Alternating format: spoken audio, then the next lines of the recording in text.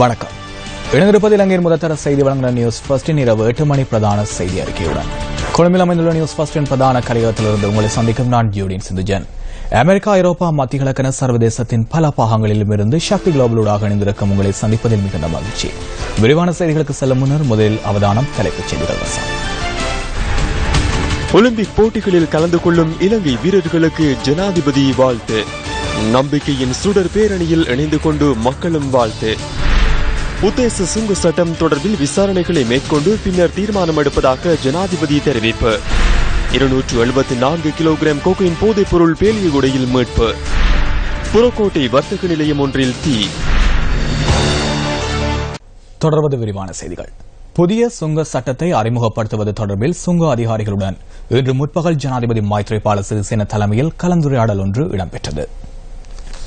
புதிய சட்டமூலத்தில் உள்ளடக்கப்பட்டுள்ள விடயங்களில் அநேகமானவை வெளிநாடுகளிடமிருந்து மேற்கோள் காட்டக்கூடியவாறு அமைந்துள்ளதாக இதன்போது சுங்க அதிகாரிகள் ஜனாதிபதிக்கு சுட்டிக்காட்டியுள்ளனர். இதன் காரணமாக அந்த சட்டம் இலங்கைக்கு பொருத்தமானதல்ல என்றும் அவர்கள் குறிப்பிட்டுள்ளனர். நடைமுறையில் உள்ள சுங்க சட்டம் மற்றும் உத்தேச சுங்க சட்டத்தை முறையாக ஆராய்ந்து அடுத்த கட்ட நடவடிக்கை எடுப்பதாக இந்த கலந்துரையாடலின் போது ஜனாதிபதி தெரிவித்துள்ளார். இதன் பொருட்டு நிதி அமைச்சின் கீழுள்ள சுங்க திணைக்கள அதிகாரிகளுடன் கலந்துரையாடுவதற்கு நடவடிக்கை எடுப்பதாக ஜனாதிபதி கூறியுள்ளார். சட்ட விதிமுறைகளை தளர்த்தி தயாரிக்கப்படும் எந்த ஒரு சட்ட திருத்தத்திற்கும் தாம் அனுமதி வழங்கப் போவதில்லை எனவும் ஜனாதிபதி இந்த சந்திப்பின் போது சுட்டிக்காட்டியுள்ளார். புறக்கோட்டை ஆல்காட் மாவட்டத்தில் அமைந்துள்ள தபால் நிலையம் ஒன்றில் இன்று மாலை தீ பரவியது. தீயினால் தபால் நிலையத்திற்கு சேதம் ஏற்பட்டுள்ளதாக போலீசார் குறிப்பிட்டனர். கொழும்பு தீயணைப்பு சேவை பிரிவின் 5 தீயணைப்பு வாகனங்களை ஈடுபடுத்தி தீயை கட்டுப்பாட்டில் கொண்டு வந்ததாக எமது பிராந்திய செய்தியாளர் தெரிவித்தார். இந்த தீ விபத்தினால் தபால் நிலையத்திற்கு இருபுறமும் உள்ள வர்த்தக நிலையங்களுக்கு சேதம் ஏற்பட்டுள்ளதாக போலீசார் கூறினர்.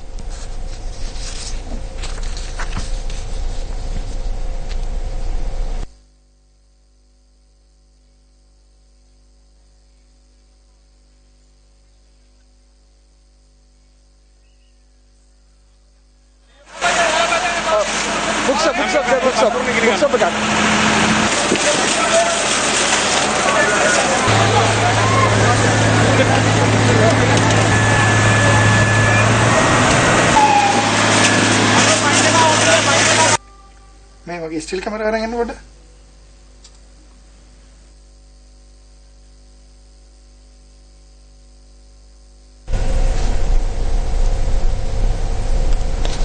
யாழ் பல்கலைக்கழகத்தில் அண்மையில் ஏற்பட்ட அமைதியின்மை தொடர்பில் இன்று பாராளுமன்றத்தில் கருத்துக்கள் பரிமாறப்பட்டன.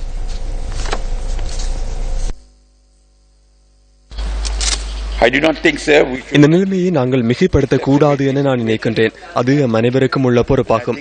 இதில் அரசியல் பின்னணிகள் காணப்படுகின்றன. இந்த விடயம் தொடர்பில் அரசாங்கமும் கரிசனை கொள்ள வேண்டும். இவ்வாறான அரசியல் நோக்கங்கள் ஒரு திட்டமிட்ட சதியாக காணப்படுகின்றன. நல்லிணக்கம் மற்றும் ஒற்றுமை ஆகியன அனைத்து மக்களுக்கும் உரித்தானதாக காணப்பட வேண்டும் என்பது நாட்டின் பிரதானமான விடயமாக காணப்பட வேண்டும். நாட்டில் பிழையான வழிநடத்தல்களுக்கு இடமளிக்கக்கூடாது. தம்மிடையே எந்தவித வெறுப்புணர்வுகளும் இல்லை என யாழ் பல்கலைக்கழக சிங்கள மற்றும் தமிழ் மாணவர்கள் தெரிவிக்கின்றனர். தம்மிடையே இன பிணக்குகள் இல்லை எனவும் மாணவர்கள் தெளிவாக கூறுகின்றனர். சிங்கள மாணவர்கள் தமிழ் மாணவர்களுடன் மிகவும் நெருங்கி பழகுகின்றனர். தமிழ் மாணவர்கள் சிங்கள மாணவர்களுடன் மிகவும் புரிந்துணர்வுடன் செயற்படுகின்றனர். பெருமளவான சிங்கள மாணவர்கள் தமிழர்களின் வீடுகளில் வசிப்பதே இதற்கான காரணமாகும். அதன் காரணமாக இந்த வகையான பிணக்குகளும் இல்லை. யாழ் பல்கலைக்கழக துணைவேந்தரால் இந்த விடயம் தொடர்பான உரிய விசாரணைகள் முன்னெடுக்கப்படுகின்றன. விசாரணை தொடர்பான அறிக்கை இன்னமும் 10 நாட்களில் தயாராகும். அறிக்கை தயாரானால் நிலைமை எவ்வாறு அமைந்துள்ளது என அறிந்து கொள்ள முடியும். பல்கலைக்கழக செனட் சபை மற்றும் பல்கலைக்கழக மானியங்கள் ஆணைக்குழு ஆகியன தகுந்த நடவடிக்கை மேற்கொள்ளும். இந்த சம்பவத்தின் பின்னணியில் சில விடயங்கள் உள்ளன என்பதை நான் தெளிவூட்ட விரும்புகின்றேன். அது முற்றிலும் எதிர்பாராத நிலைமையாகும். ஆனால் உண்மை நிலைமையை ஆராய்ந்து பார்த்தால் யாழ் பல்கலைக்கழக தமிழ் மற்றும் சிங்கள மாணவர்கள் இணக்கமாக உள்ளனர். University Sinhalese and Tamil are living very amicably with one another. இந்திய மீனவர்களுக்கு இலங்கை கடல் எல்லையில் மீன்பிடிப்பதற்கு ஒருபோதும் அனுமதி வழங்குவதில்லை என மீன்பிடி மற்றும் நீரியல்வள அபிவிருத்தி அமைச்சர் மஹிந்த அமரவீர தெரிவிக்கின்றார். வடபகுதி மீனவர்களுடன் அமைச்சில் நடைபெற்ற கலந்துரையாடலின் பின்னர் அமைச்சர் இதனை குறிப்பிட்டார். ඉන්දියාවෙන් අපිට මේ வருடத்தின் 75 நாட்களுக்கு இலங்கை கடற்பரப்பில் மீன்பிடிப்பதற்கு அனுமதி வழங்குமாறு இந்தியா எம்மிடம் கோரிக்கை விடுத்துள்ளது. அத்துடன் குறிப்பிட்ட சில படகுகளுக்கு அனுமதி வழங்குமாறும் அவர்கள் கோரியுள்ளனர். எனினும் அது அவர்களின் கோரிக்கை மாத்திரமே. நாம் அது குறித்து கலந்துரையாடவும் இல்லை, தீர்மானம் எடுக்கவும் இல்லை. மீன்பிடி விவகாரம் தொடர்பில் தீர்மானம் எடுப்பதாக இருந்தால் மீனவர்களுடன் கலந்துரையாடியே நாம் தீர்மானம் எடுப்போம். அதனை விடுத்து தனிப்பட்ட ரீதியில் தீர்மானங்கள் எடுப்பதில்லை. நாம் கைப்பற்றியுள்ள இந்திய மீனவர்களின் எந்த ஒரு படகையும் விடுவிக்கவில்லை. எவ்வளவு அழுத்தம் விடுக்கப்பட்டாலும் நாம் அதனை செய்ய மாட்டோம். சர்வதேச மீன்பிடி படகு சட்டம் உள்ளிட்ட சட்டங்கள் மூலம் இதனை நாம் பலப்படுத்த எதிர்பார்க்கின்றோம். இந்திய மீனவர்கள் இலங்கை கடல் எல்லைக்குள் பிரவேசிப்பதை தடுப்பதற்கு கடற்படையினர் எடுக்கும் முயற்சி தொடர்பில் ஊடகவியலாளர்கள் இதன்போது கேள்வி எழுப்பினர். அவர்களை கைது செய்வது சிரமமான விடயமாகும். படகுகளுக்கு துப்பாக்கி பிரயோகம் மேற்கொண்டு அதிகமானோரை கைது செய்ய முடியும். நாம் ஏன் அவ்வாறு துப்பாக்கி பிரயோகம் மேற்கொள்வதில்லை என சில பிரிவினைவாதிகள் நம்மிடம் கேள்வி கேட்கின்றனர். துப்பாக்கி பிரயோகம் மேற்கொண்டு நமக்கு யுத்தத்துக்கு செல்ல முடியும். எனினும் நாம் எதிர்பார்ப்பது அதனை அல்ல. இந்த பிரச்சனையை பாதுகாப்பான முறையில் தீர்த்துக் கொள்ளவே நாம் முயற்சிக்கின்றோம். 274 கிலோகிராம் கொக்கைன் போதைப் பொருள் பாலியகொடை களஞ்சிய தொகுதியிலிருந்து இன்று கைப்பற்றப்பட்டுள்ளது. போலீஸ் போதைப் பொருள் ஒழிப்பு பணியகத்திற்கு கிடைத்த தகவலின் பிரகாரமே கொக்கைன் கைப்பற்றப்பட்டது. சீனி மூடைகளுக்குள் மறைத்து இந்த கொக்கைன் போதைப் பொருள் கொண்டு வரப்பட்டுள்ளதாக போலீசார் மேலும் தெரிவித்துள்ளனர். பிரதேசங்கள் சிலவற்றிற்கு நாளை காலை 8 மணி முதல் மாலை 6:30 மணி வரை 10:30 மணித்தியாலத்திற்கு நீர் விநியோகம் தடைப்படும் என தேசிய நீர்வளங்கள் வடிகால் அமைப்பு சபை தெரிவித்துள்ளது. இலங்கை மின்சார சபையினால் மேற்கொள்ளப்படவுள்ள திருத்த வேலைகள் காரணமாக நீர் விநியோகம் தடைப்படும் என அறிவிக்கப்பட்டுள்ளது. வாதுவை, வஸ்கடுவ, பொத்துப்பிட்டிய, மொரன்தொட்டுவ, களுத்துறை வடக்கு மற்றும் தெற்கு, கட்டுகுருந்த, நாகொட, பெந்தோட்டை, பயாகல, பொம்புவல, மக்கோன, பெருவளை, களுமோவதரை, மொரகல்ல, தர்காநகர், அழுத்கம மற்றும் பிலாமினாவத்தை ஆகிய பகுதிகளுக்கான நீர் விநியோகம் நாளை இடைநிறுத்தப்பட உள்ளது.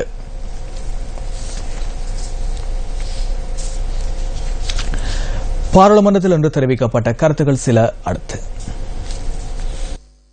இன்று யானை தாக்கி கூட இன்று அவர்களுடைய உயிர் சேதங்கள் ஏற்படுகின்ற நிலையிலே இருந்து கொண்டிருக்கின்றது. இன்று அங்கு மலசட கூட வசதிகள் இல்லாமல் இருக்கின்ற காரணத்தினால் அவர்களுடைய அந்த நாளாந்த செயற்பாடுகளை அவர்கள் செய்வதற்கு மிகவும் கஷ்டப்படுகின்ற ஒரு நிலை இருந்து கொண்டிருக்கின்றது. இன்று திருகோணமலை மாவட்டத்திலே முஸ்லிம்கள் மட்டுமல்லாமல் தமிழ், சிங்கள போன்ற இந்த மீள்குடியேற்ற திட்டத்திலே குறைகள் இருக்கின்றதாக இன்று குற்றச்சாட்டப்படுகின்றது. உதாரணமாக மீள்குடியேற்றம் ஒரு மந்த நிலையிலே இன்று எங்களுடைய மாவட்டத்திலே நடந்து கொண்டு இருப்பதாக இன்று தகவல்கள் வந்து கொண்டிருக்கின்றது. இதற்காக கௌரவ அமைச்சர் அவர்கள் ஏதாவது புதிய அல்லது இந்த துரிதப்படுத்துகின்ற செயற்பாடுகள் ஏதாவது இந்த நல்லாட்சியிலே முன்னெடுக்கக்கூடிய வாய்ப்புகள் இருக்கின்றதா என்பதை இந்த இடத்திலே கூற முடியுமா?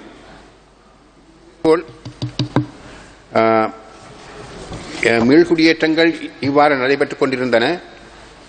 இன்னும் பிரச்சனைகள் அங்கு இருந்தால் தயவு செய்து அதை நீங்கள் எழுத்து மூலம் எனக்கு அறிவித்தால் அதற்கு ஏற்ற நடவடிக்கை நான் எடுப்பேன் என்று கூறுகின்றேன். மலசல கூடங்களையும் நாங்கள் கட்டிக்கொண்டு வருகின்றோம். உங்கள் கிண்ணியா பிரதேசத்துக்கு மலசல கூடங்கள் வேண்டுமென்றால் தயவு செய்து அதை எனக்கு அறிவித்தால் நான் அதற்கு ஏற்ற நடவடிக்கை எடுக்கின்றேன். வடக்கு மாகாணத்தில் மாற்றுவல உள்ளவர்களாக 16,213 பேர் அடையாளங்கள் காணப்பட்டுள்ளனர். இவர்களில் 4,003 பேர் மாத்திரமே அரசாங்கத்தால் வழங்கப்படுகின்ற 3,000 ரூபாய் கொடுப்பனவை பெறுகின்றனர். யுத்தம் காரணமாக பாதிக்கப்பட்ட வடக்கு கிழக்கு மாகாணங்களுக்கென ஒரு விசேட ஏற்பாடாக மேற்படி 3,000 ரூபாய் பயனாளிகளின் எண்ணிக்கையை அதிகரிப்பதற்கு நடவடிக்கை எடுக்க முடியுமா? அல்லது இவர்களுக்கென வேறு விசேட திட்டங்களை ஏற்படுத்தி அதனூடாக உதவக்கூடிய சாத்தியப்பாடுகள் உள்ளனவா என்பது பற்றி அறியத்தர முடியுமா? மாற்று வலுவுள்ள பல்கலைக்கழக மாணவர்கள் பலருக்கு மடிக்கணனி பெறுவதில் பற்றாக்குறை நிலவுவதாக கூறப்படுகின்றது. மேற்படி எனது இந்த கேள்விகளுக்கு கௌரவ அமைச்சர் அவர்கள் என்ற சபையில் இல்லாதபடியினால் கேள்விகளுக்கான பதிலை யார் தருவார்கள் என்பதை பிரதி சபாநாயகர் அவர்கள் கூற வேண்டும் என்று கேட்டுக்கொள்கின்றனர்.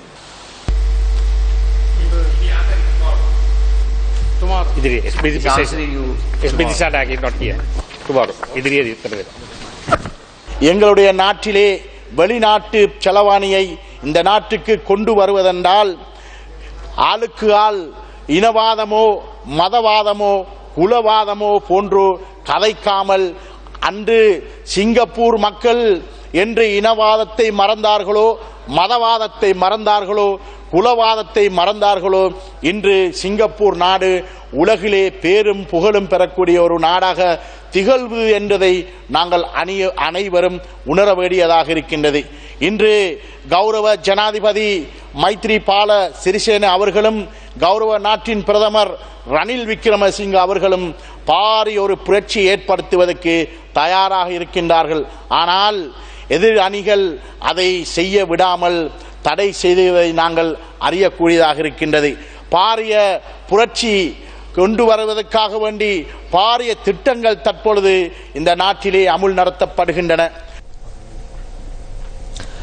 அரசாங்கத்தினால் உருவாக்கப்பட்டுள்ள மீள்குடியேற்ற செயலணியில் வடமாகாண சபை உள்வழங்கப்படமை தொடர்பில் மாகாண சபையில் இன்றைய அமர்வில் எதிர்ப்பு தெரிவிக்கப்பட்டது. வடக்கின் மீள்குடியேற்ற அமைச்சர் என்ற வகையில் முதலமைச்சர் சி.வி. விக்னேஸ்வரன் மீள்குடியேற்ற செயலணியின் உள்வாங்கப்பட்டிருக்க வேண்டும் எனவும் சுட்டிக்காட்டப்பட்டது. அத்துடன் மீள்குடியேற்ற செயலணி தொடர்பில் அரசாங்கம் மீளாய்வு செய்ய வேண்டும் என்ற தீர்மானம் வடமாகாண சபையின் இன்றைய அமர்வில் நிறைவேற்றப்பட்டது. நேற்றைய தினம் எமது பிரதம செயலாளர் ஒரு முக்கியமான விடயம் ஒன்றை எனது கவனத்திற்கு கொண்டு வந்தார். மத்திய அரசாங்கத்தின் அமைச்சரவை கூட்டத்தில் கௌரவ ரிஷாட் பதுர்டீன், கௌரவ ஃபைசர் முஸ்தாபா, கௌரவ டி.எம். சுவாமிநாதன் ஆகிய அமைச்சர்களை கொண்ட ஒரு செயலணி நியமிக்கப்பட்டுள்ளது என்றும் அதில் மத்திய அரசாங்க அலுவலர்கள் 6 பேரும் வடமாகாண பிரதம செயலாளரும் வடமேல் மாகாண நார்த் வெஸ்டர்ன் ப்ராவின்ஸ் வடமேல் மாகாண பிரதம செயலாளரும் அங்கம் வகிக்க வேண்டும் என்றும் முடிவு எடுத்துள்ளதாக கூறினார். மேலும் மீள்குடியேற்றம் பற்றிய நிகழ்ச்சி நிரலில் பாரம்பரிய சிங்கள கிராமங்களும் உள்ளடக்க வேண்டும் என்றும் திருகோணமலை மாவட்டமும் அதில் உள்ளடக்கப்பட வேண்டும் என்றும் முடிவு எடுக்கப்பட்டுள்ளதாகவும் கூறினார். மக்களோடு தொடர்புடைய எங்களுடைய வடமாகாண சபை அங்கத்தவர்கள் எவருமே அதிலே பங்கேற்கவும் இல்லை, அவர்களை அழைக்கவும் இல்லை. இச்செயலணியில் வடமாகாண அரசியல் அலகு விடுபட்டுள்ளதாக கூறினார். எவ்வாறான அரசியல் ரீதியான அல்லது வேறு காரணங்களுக்கான வேற்றுமைகள் இருப்பினும் வடமாகாணத்தின் மக்களால் தேர்ந்தெடுக்கப்பட்ட எமது சபையை நிராகரித்து அல்லது ஓரம் கட்டி மத்தியானது தனக்கு தகுந்தவாறு காரியங்களை எடுத்துச் செல்வதை நாம் எவருமே ஏற்றுக்கொள்ள மாட்டோம் என்று நான் நினைக்கின்றேன். எம்மிடம் கேட்காமல் மக்களின் மீள்குடியேற்றம் நடைபெறுவது பொதுமக்களுக்கு பல பின் விளைவுகளை கொண்டு வரக்கூடியது. அதிகாரங்களை கொடுக்கிறது மாதிரி கொடுத்துவிட்டு மத்திய திரும்பவும் எங்களுடைய அதிகாரங்களிலே தலையிடுவது என்பது ஒரு நீதியற்ற செயல். இதை நாங்கள் வன்மையாக கண்டிக்கிறோம். இந்தியாவுக்கு சென்றவர்களும் ஒரு குடியேற வேண்டிய தேவை இருக்கின்றது. அவசரமாக அமைச்சரவையிலே இப்படி ஒரு தீர்மானம் எடுக்கப்பட்டதற்கு உள்நோக்கம் உண்டு என்றுதான் நாங்கள் கருதுகிறோம். ஏதோ ஒரு திட்டமிட்ட குடியேற்றம் செய்கின்ற ஒரு முயற்சி என்றுதான் நான் கருதுகிறேன். பாரம்பரிய கிராமம் என்பதற்குரிய அர்த்தம் என்ன? பாரம்பரிய கிராமங்கள் இங்கு வடக்கு மாகாணத்திலே இருக்கின்ற சிங்கள பாரம்பரிய கிராமங்கள் எவை? அந்த பாரம்பரிய கிராமங்களுக்குரிய டெபினிஷன் என்ன? இந்த வரைவிலக்கணம் என்ன?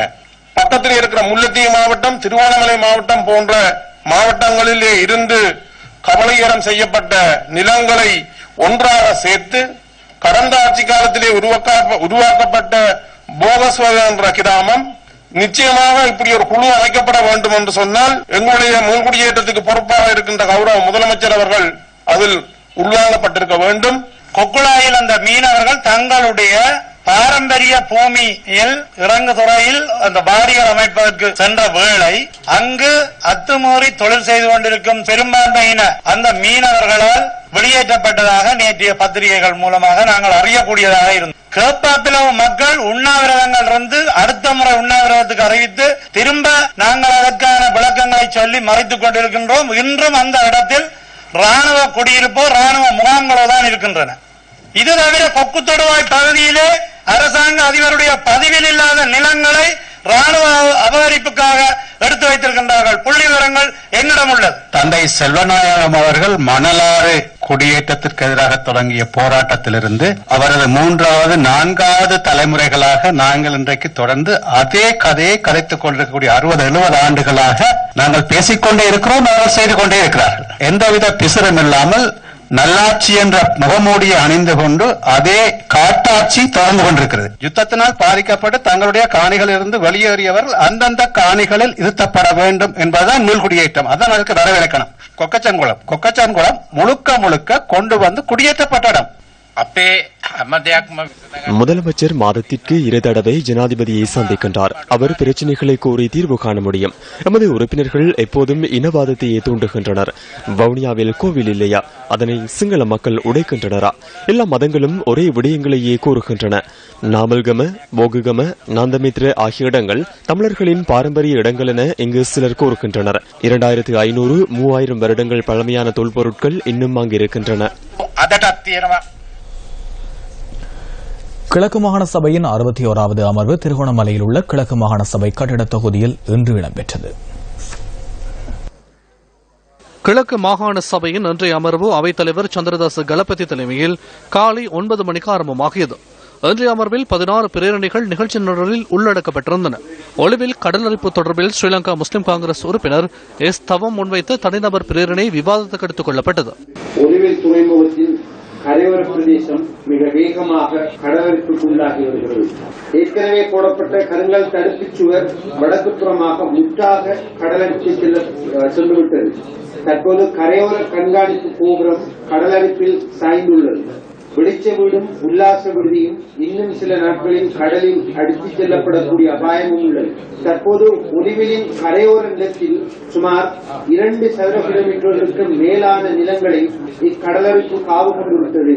இப்பிரச்சினைக்கான தீர்வினை பெற்றுக் கொடுக்கக்கூடிய நடவடிக்கைகளை எடுக்கும் பொருட்டு அவசர பிரேரணையை இச்சபையில் நான் சமர்ப்பிக்கின்றேன். முதலமைச்சர் அவர்கள் அந்த ஒலிவில் பிரதேசத்துக்கு உடனடியாக விஜயம் செய்து அந்த அவர்களுடைய வெளிநாட்டு தொடர்புகளை கொண்டு அல்லது அவர்களுடைய மத்திய அரசில் இருக்கின்ற அந்த செல்வாக்கினை கொண்டு எமது மாகாண ஆளுநர்களுடன் சேர்ந்து 160 மில்லியன் ரூபாய் உடனடியாக ஒதுக்கி வைக்கப்பட்டுள்ளது என்ற ஒரு விடயத்தினை இந்த சந்தர்ப்பத்தில் சபையின் கவனத்தில் கொண்டு வருகின்றேன். அது சம்பந்தமாக கற்கள் அங்கு போடப்படுவதற்கு இப்பொழுது தயார் நிலையில் இருந்து கொண்டிருக்கின்றது ஒரு தற்காப்பு காரணமாக. ஆனால் அது ஒரு நிரந்தர தீர்வு அல்ல. இந்த ஒலிவில் பிரதேசம் முழுமையாக கடலினால் அரிக்கப்பட்டு அந்த ஒலிவில் கிராமமே இல்லாது போகின்ற ஒரு நிலையில் இன்று தள்ளப்பட்டிருக்கின்றது.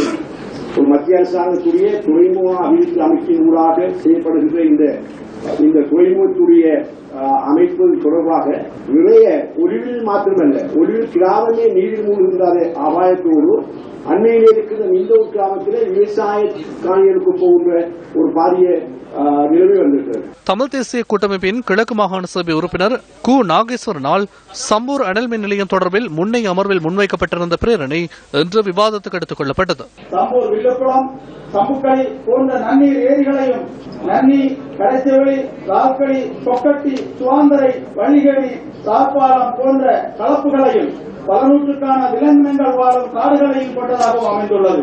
இயற்கை சமநிலையை பேணுகின்ற பிரதேசமாக பிரதேசம் அமைந்துள்ளது. இவ்வாறு அனல் மின் நிலையத்தில் இருந்து வெளியேறும் கழிவுப் பொருட்கள் மற்றும் தூசி, சாம்பல் என்பன விவசாயத்துறைக்கு மிகவும் பாதிப்பை ஏற்படுத்தும். இதனால் படிப்படியாக மக்களின் வாழ்வாதாரம் பாதிப்படையும். இப்பிரதேசத்தில் இருந்து மக்கள் முற்றாக வெளியேறிய சூழலில் இவ்விடத்தெரிவு மேற்கொள்ளப்பட்டுள்ளது தவறானதாகும். இத்திட்டத்திற்கான சுற்றுப்புறச் சூழல் தொடர்பான ஆய்வு அறிக்கையும் இச்சூழலிலேயே மேற்கொள்ளப்பட்டுள்ளது. சம்பூர் அனல் மின் நிலையத்திற்கான சுற்றுப்புறச் சூழல் ஆய்வு அறிக்கை சட்ட ரீதியாகவும் தர்க்க ரீதியாகவும் நிராகரிக்கப்பட வேண்டிய ஒன்று என்பதை இச்சபை கேட்டுக் கொள்ள வேண்டும். அகில இலங்கை மக்கள் காங்கிரசின் செயற்பாட்டாளரும் இளைஞரை தலைவருமாகிய ஆன்வன் நௌஷாத் ஸ்ரீலங்கா முஸ்லிம் காங்கிரஸில் இணைந்து கொண்டதாக இன்று அறிவித்தார். கடந்த காலங்களில் நமக்கு அரசியலை சொல்லித் தந்த ஒரு தாய்க்கட்சியிடமிருந்து பிரதேசத்தினுடைய நலனுக்காக நாம் திரும்பி சென்றிருந்தோம். அந்த நலன் எமது எண்ணம் தற்போது நிறைவேற்றப்பட்டிருக்கின்றது. எங்களுடைய தனிப்பட்ட பதவிகளுக்காக அல்லது பட்டங்களுக்காக அல்லது வசதி வாய்ப்புகளுக்காக நாம் எப்போதும் யாரோடும் இணைந்து கொள்ளவில்லை. நான் ஏற்கனவே இருந்த கட்சியில் எனக்கு வழங்கப்பட்டிருந்த நியமனங்கள் மற்றும் அமைச்சில் வழங்கப்பட்டிருந்த நியமனங்கள் யாவற்றையும் இன்று முதல் செயற்படும் வண்ணம் உத்தியோகபூர்வமாக நான் ராஜினாமா செய்து ஸ்ரீலங்கா முஸ்லிம் காங்கிரஸில் இணைந்து கொள்கின்றேன்.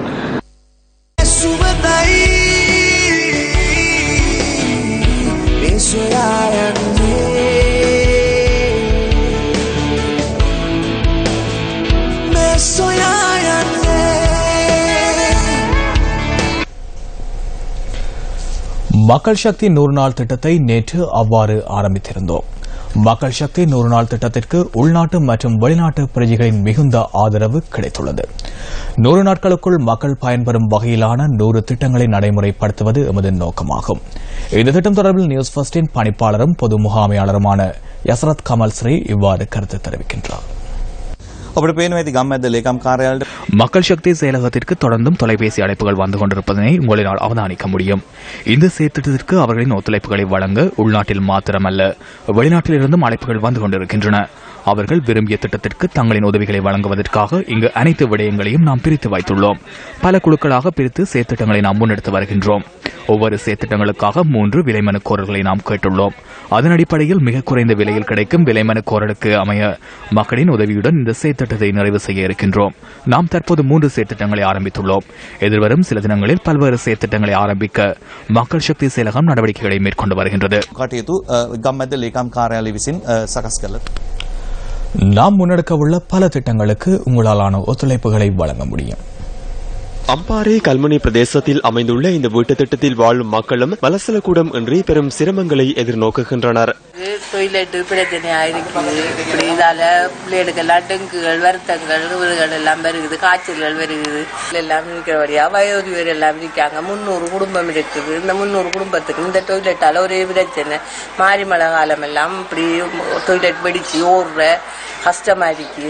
அனுராதபுரம் தெலுங்கு கிராம மக்கள் மலசலக்கூடமின்றி பெரும் சிரமங்களை எதிர்நோக்குகின்றனர்.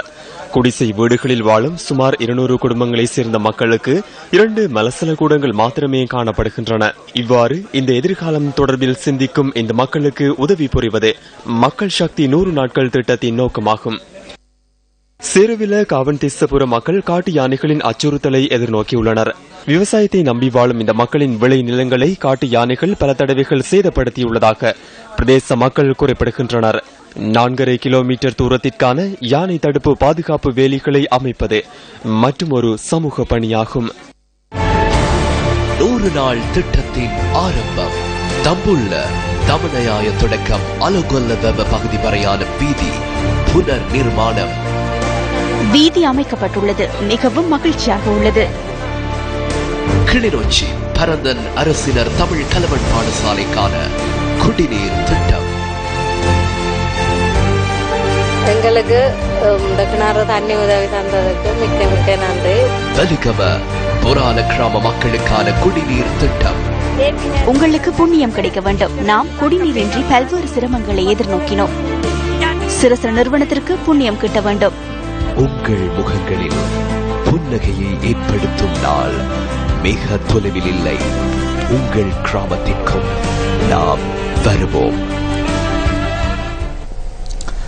கதிர்காமம் பஸ் தரிப்பிடத்தில் பஸ் சாரதிகள் இரு தரப்பினருக்கு இடையில் நேற்று இடம்பெற்ற மோதலின் காட்சி கையடக்க தொலைபேசியில் இவ்வாறு பதிவாகியிருந்தது.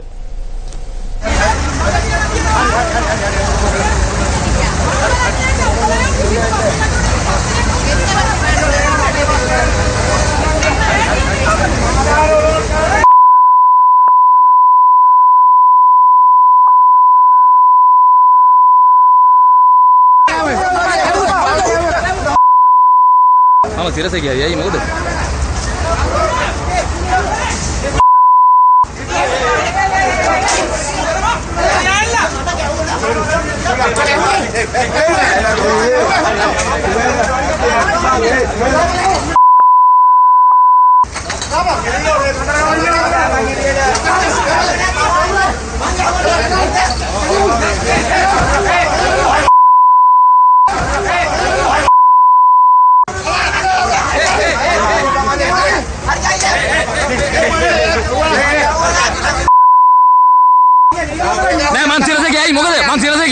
රිපෝටරා මට කියවන්න එන්න එපා.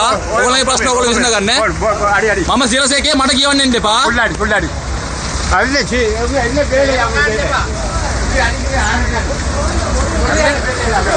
අරනේ දැන් උඹලා. කවුද ඉන්නේ තව? මෙන්න මූට ගෑපේ. කවුද ඔයානේ උටිකේ? ඔව්. කොයිද ඉන්නේ තව ඇතුළේ ඉන්නවද?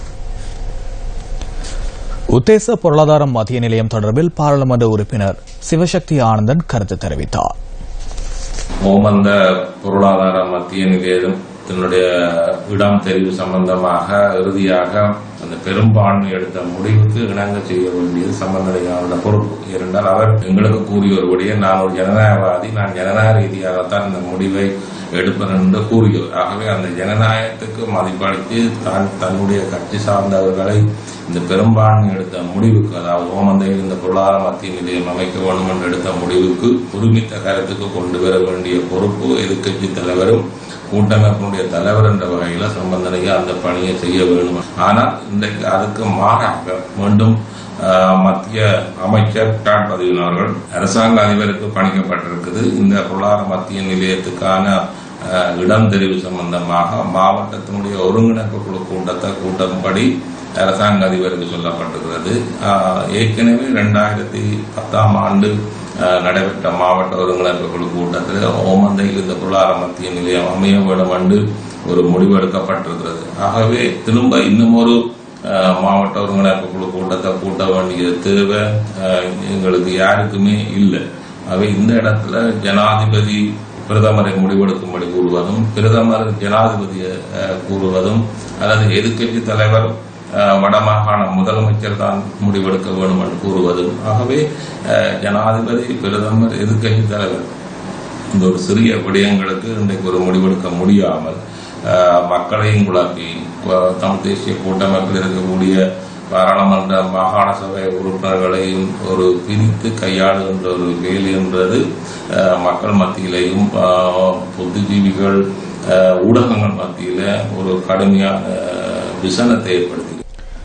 விவசாய நிலங்களுக்கு முக்கிய தேவையான குளங்கள் உரிய முறையில் புனரமைக்கப்படாமல் பச்சை காடுகள் போல் காணப்படுகின்றமை வேதனை அளிப்பதாக வவுனியா மாவட்ட விவசாயிகள் குற்றம் சாட்டுகின்றனர். வவுனியா ஓமந்தை கமநல சேவைகள் நிலையத்திற்குட்பட்ட கள்ளிக்குளமே இது. சுமார் 60 ஏக்கர் வயல் நிலத்திற்கு பயன் தரக்கூடிய இந்த கள்ளிக்குளமானது உரிய பராமரிப்பின்றி பற்றைக்காடுகள் போல் காட்சியளிக்கின்றன. இம்முறை ஒலிம்பிக் போட்டிகளில் கலந்து கொள்ள உள்ள இலங்கை வீர வீராங்கனைகள் இன்று ஜனாதிபதி மைத்ரிபால சிறிசேனவை சந்தித்தனர். ஆகஸ்ட் மாதம் 5ஆம் தேதியிலிருந்து 21ஆம் தேதி வரை பிரேசிலின் ரியோ டி ஜெனிரோவில் நடைபெறவுள்ள ஒலிம்பிக் போட்டிகளில் இலங்கையை பிரதிநிதித்துவப்படுத்தி 9 வீர வீராங்கனைகள் கலந்து கொள்ள உள்ளனர். உங்களது திறமை மற்றும் இயலுமையோடு நீங்கள் நாட்டிற்கு பெற்றுக் கொடுக்கும் கௌரவம் முக்கியமானது. உங்கள் அனைவரையும் உற்சாகப்படுத்தும் நோக்கில் பயிற்சிகள் வழங்கப்படுவதுடன் உங்களது பெற்றோர் உள்ளிட்ட பலர் அதற்காக அர்ப்பணிப்புடன் செயற்படுகின்றனர். அரசாங்கம் என்ற வகையில் எங்களால் முடியுமான அனைத்து ஒத்துழைப்புகளையும் நாம் வழங்குவோம். தனிப்பட்ட ரீதியில் நீங்கள் ஒரு புறம் வெற்றி பெறும் போது அது நாட்டிற்கு பெருமை சேர்க்கும்.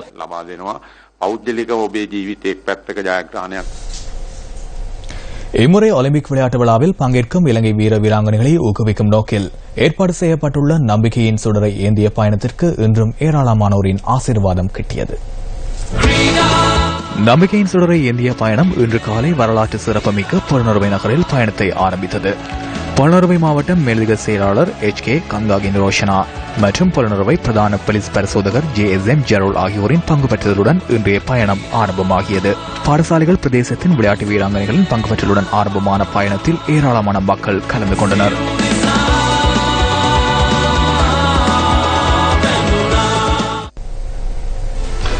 அந்த விளையாட்டுகளுடன் நியூஸ் ஃபர்ஸ்ட் தினத்திற்கான இரவு 8 மணி பிரதான செய்தி அறிக்கை நிறைவேற்ற வருகிறது. வணக்கம்.